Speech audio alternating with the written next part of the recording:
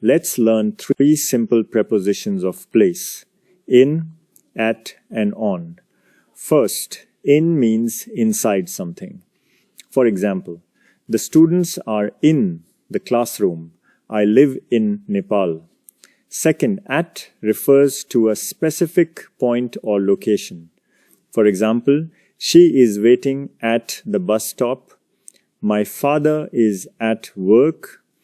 Third, on means touching a surface. For example, the book is on the table. There is a picture on the wall. Here's an easy way to remember. Inside AT, a point on a surface. Let's try one example. The students are in the classroom. They are at school. Their books are on the desks. Remember the simple rule: inside, use in. A specific place, use at. A surface, use on. Thank you.